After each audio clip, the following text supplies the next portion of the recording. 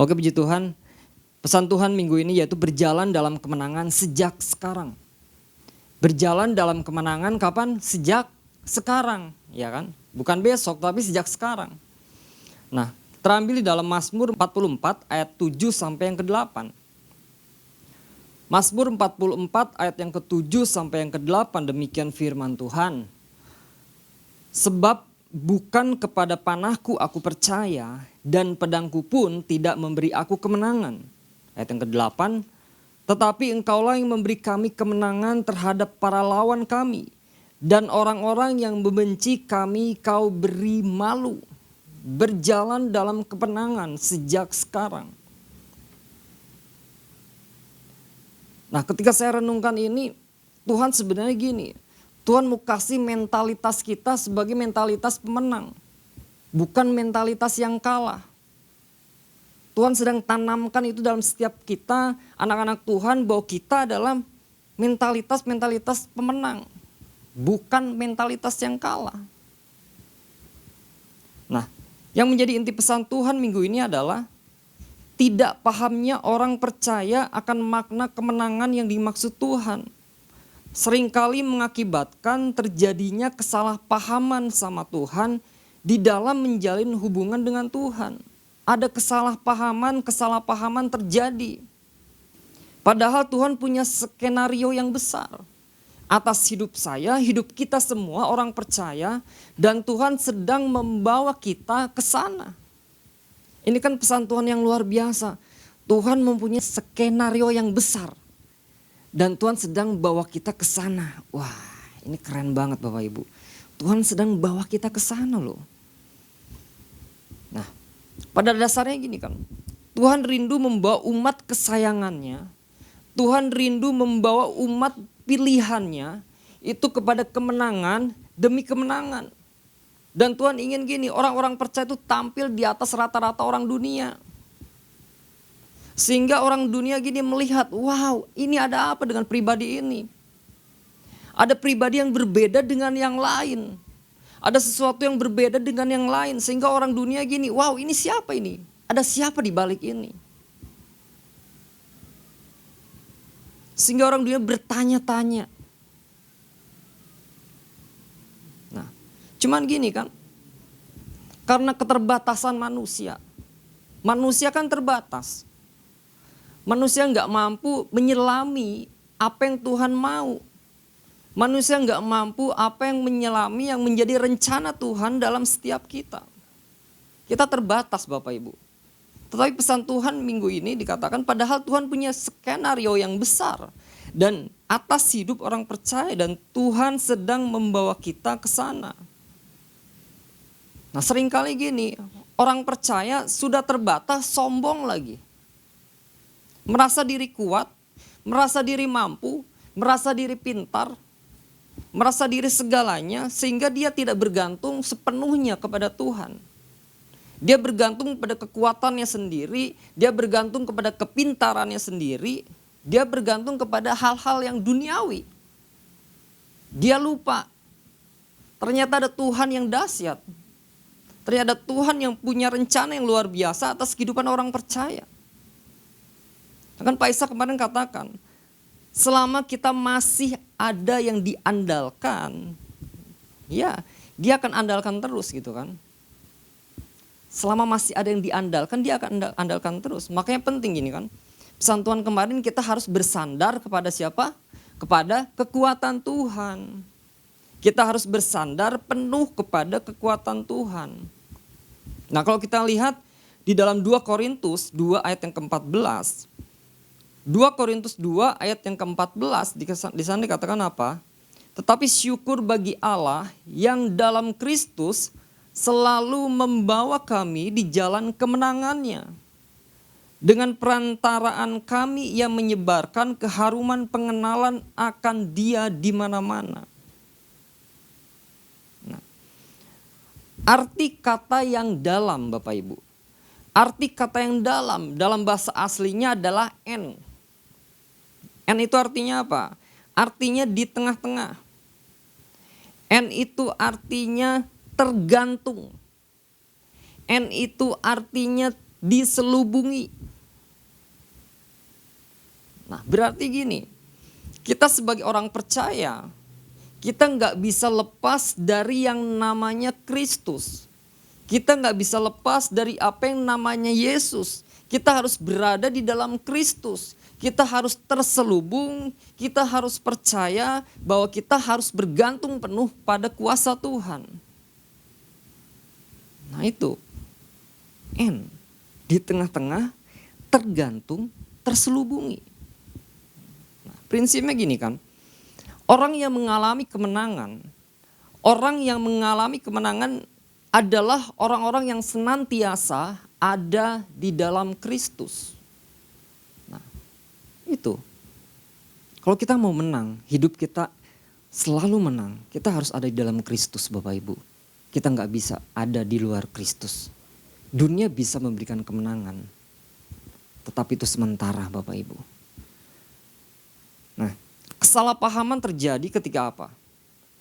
Kesalahpahaman terjadi ketika koneksi kita terputus dengan Tuhan, Bapak Ibu.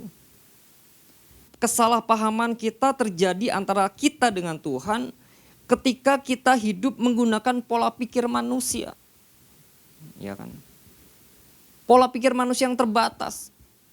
Tuhan punya rencana yang begitu dahsyat. Kita nggak paham. Kita taunya pola pikir manusia yang terbatas. Dan segala sesuatu yang baik kita lakukan, tetapi belum tentu baik di hadapan Tuhan. Belum tentu benar di hadapan Tuhan. Makanya gini, kita nggak bisa hidup hanya sekedar hidup. Hanya sekedar iring Tuhan. Hanya sekedar melayani Tuhan. Tanpa ini, tanpa pendalaman dan pengenalan lebih dalam akan Kristus. Semua akan sia-sia, Bapak Ibu. Perjalanan pengiringan kita akan Tuhan. Pelayanan kita kepada Tuhan. Tanpa pengenalan yang lebih dalam lagi akan Kristus. Itu akan sia-sia, Bapak Ibu. Kenapa? Karena kita akan mengandalkan pola pikir kita sendiri, Bapak Ibu. Nah, banyak perjalanan yang akan kita tempuh. Banyak perjalanan yang akan kita tempuh dalam pelayanan kita, dalam apalagi dalam keluarga, dalam pekerjaan kita yang akan kita lalui. Yang akan kita lalui dalam setiap kehidupan kita. Dan kita nggak tahu gini, kapan Tuhan gembleng kita. Di saat kapan Tuhan akan gembleng setiap kita.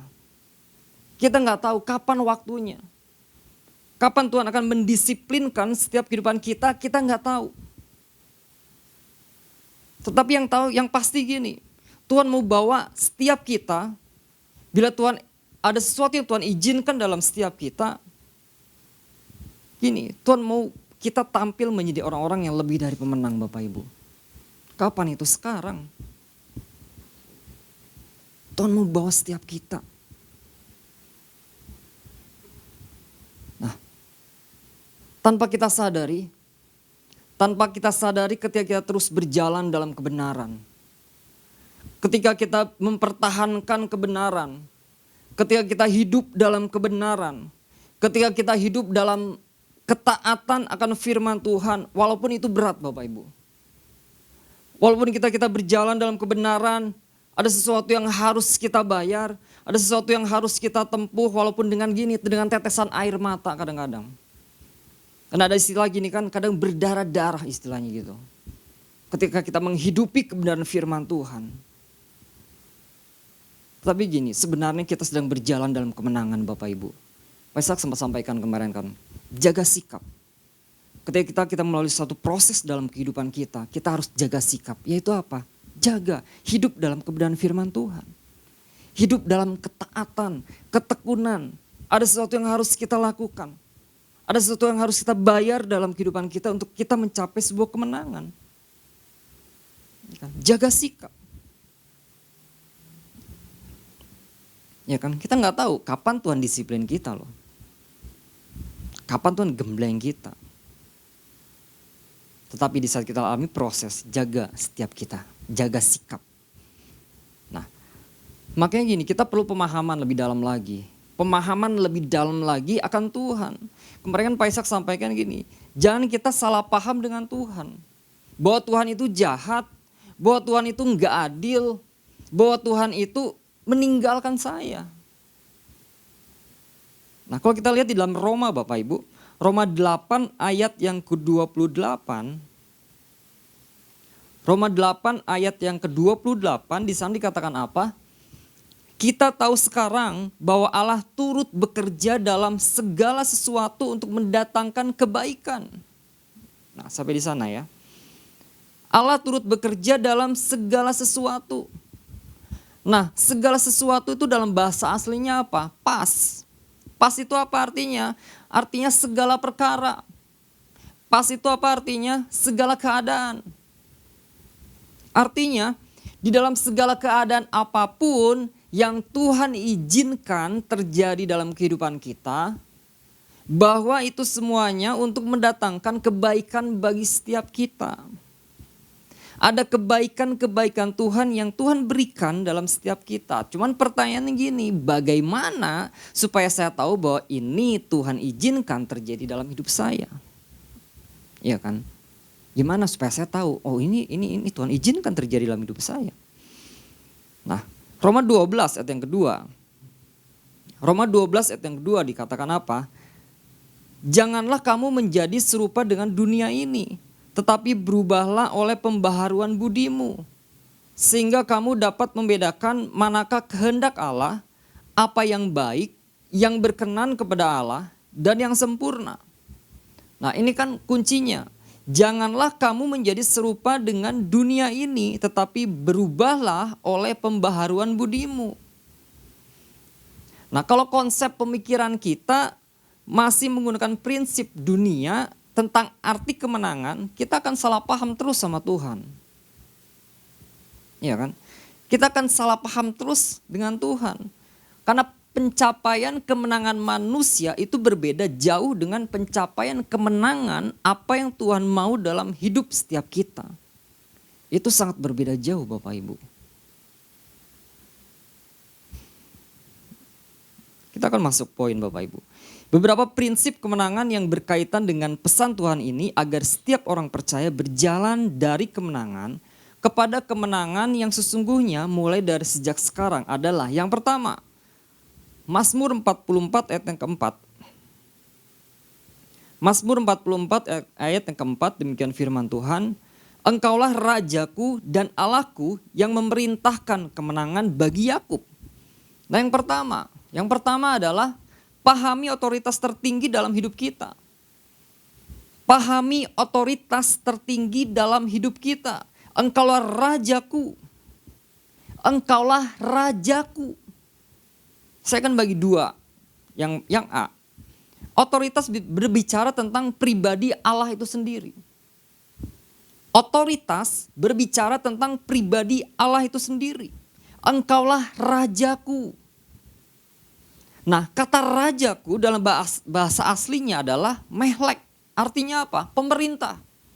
Artinya apa? Memerintah.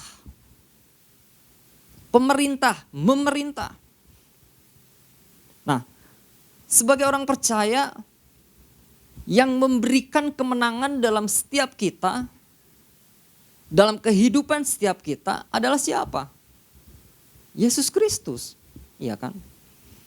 Dialah yang memberikan kemenangan dalam setiap kita, bukan dunia, bukan kepintaran kita, bukan pribadi kita, tetapi Yesus. Dialah Raja yang memberikan kemenangan dalam setiap kita. Kemenangan hanya ada di dalam Yesus.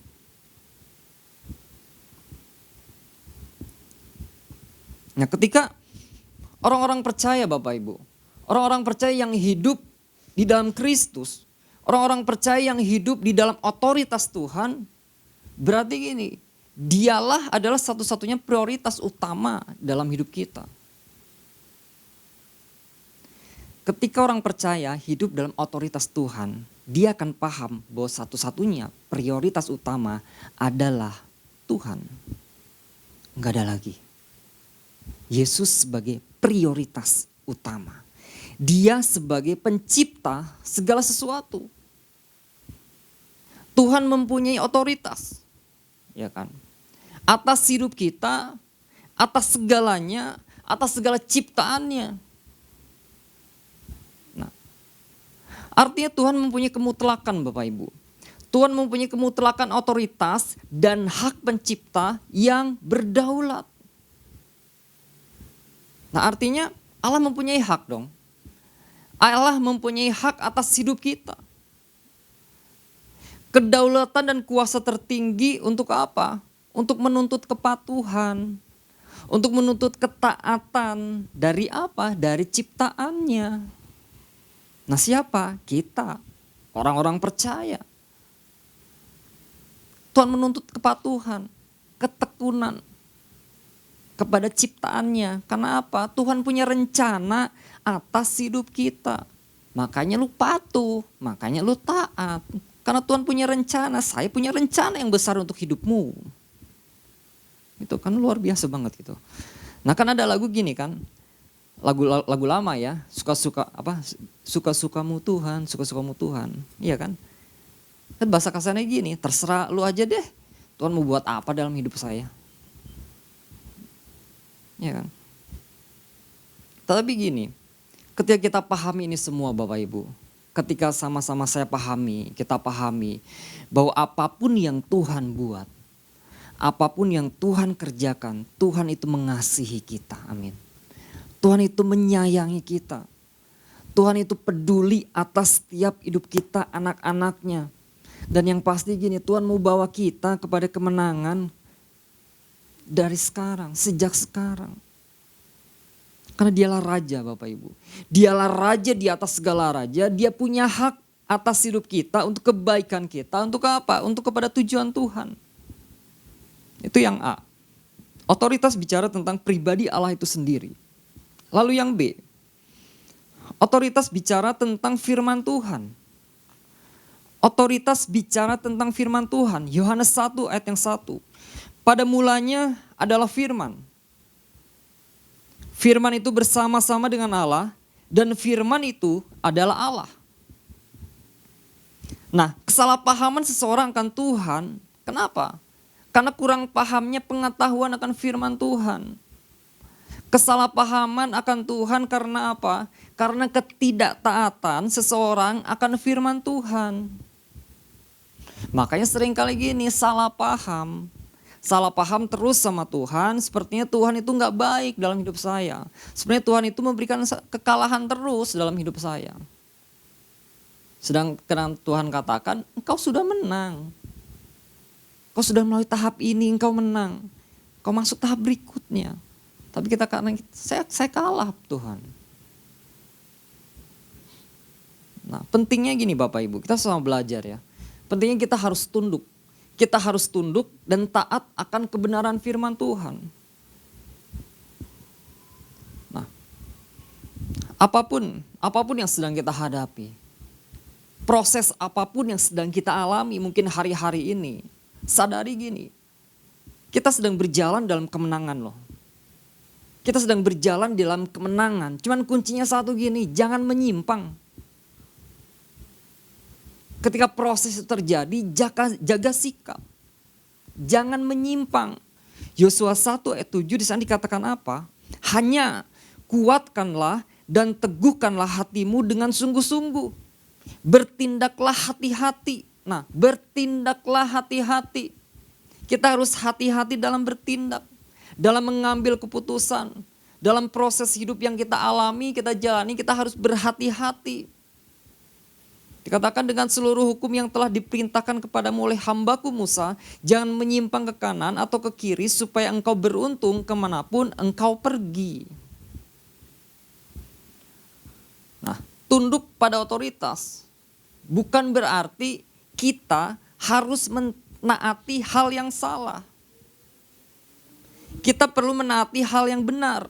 Tetapi gini, menolak perintah yang salah yang bertentangan dengan aturan kebenaran dan firman Tuhan. Nah, ini yang harus kita sama-sama pegang Bapak Ibu. Kita belajar ya, sama-sama belajar. Yang kedua, beberapa prinsip kemenangan yang berkaitan dengan pesan Tuhan ini agar setiap orang percaya berjalan dari kemenangan kepada kemenangan yang sesungguhnya mulai dari sejak sekarang adalah yang pertama tadi apa? Pahami otoritas tertinggi dalam hidup kita. Lalu yang kedua gini, pahami prinsip iman kita kepada Kristus. Pahami prinsip iman kita kepada Kristus. Nah, artinya kita harus percaya kepada Tuhan dalam segala situasi. Menyangkut poin yang pertama tadi. Kita harus percaya kepada Tuhan dalam segala situasi. Mazmur 44 ayat yang ke-7. Di sana dikatakan apa? Tetapi engkaulah yang memberi kami kemenangan. Tetapi engkaulah yang memberi kami kemenangan terhadap para lawan kami, dan orang-orang yang membenci kami kau beri malu. Nah, saya kan garis bawahi ya. Tetapi engkaulah yang memberi kami kemenangan. Kemenangan. Nah, kemenangan dalam bahasa aslinya itu yausah. Yausah artinya juru selamat. Artinya apa? Penolongku. Artinya apa? Pembebasku. Nah, bahwa gini kan, segala apapun yang terjadi, situasi apapun yang terjadi dalam kehidupan kita, kita harus percaya gini bahwa Allah yang kita sembah, Allah yang kita agungkan, Dia adalah juru selamatku, Dia adalah penolongku, Dia adalah pembebasku. Yeremia 29 yang 11, demikian firman Tuhan. Sebab aku ini mengetahui rancangan-rancangan apa yang ada padaku mengenai kamu, demikian firman Tuhan, yaitu rancangan damai sejahtera dan bukan rancangan kecelakaan, untuk memberikan kepadamu hari depan yang penuh harapan. Nah, kita harus pahami bersama, termasuk saya juga, bahwa rancangan Tuhan itu rancangan yang penuh damai sejahtera. Rancangan bukan rancangan kecelakaan. Ini yang Tuhan kasih dalam kehidupan kita. Jangan sampai kita salah paham ketika sesuatu terjadi dalam kehidupan kita. Nah, penting gini Bapak Ibu, kenapa kita harus mempunyai iman yang kuat kepada Kristus? Kita harus mempunyai iman yang teguh kepada Kristus. Kita harus menguatkan hati kita tentang iman kita kepada Kristus. Kenapa? Kita berjalan di dalam dunia ini yang gak jelas Bapak Ibu. Banyak tantangan. Banyak yang dunia tawarkan dalam kehidupan kita. Bahkan gini, ada intimidasi-intimidasi iblis yang akan iblis berikan dalam setiap kita. Makanya gini, penting sekali kita beriman teguh kuat kepada Tuhan. Prinsip yang kuat kepada Kristus. Kenapa? Ya itu, iblis kapanpun juga siap menerkam kita Bapak Ibu. Mungkin dia akan mengolok-olok kita. Engkau kalah, engkau kalah. Engkau kalah. Engkau gak bisa, engkau tidak mampu. Tapi ketika kita iman kita kuat, apapun yang terjadi, saya percaya bahwa Tuhan memberikan kemenangan dalam kehidupan saya. Bahwa Tuhan memberikan kemenangan demi kemenangan. Kapan? Sekarang. Mari Bapak Ibu pagi hari ini. Hal-hal apa yang harus kita lakukan? Hal-hal apa yang harus kita kerjakan?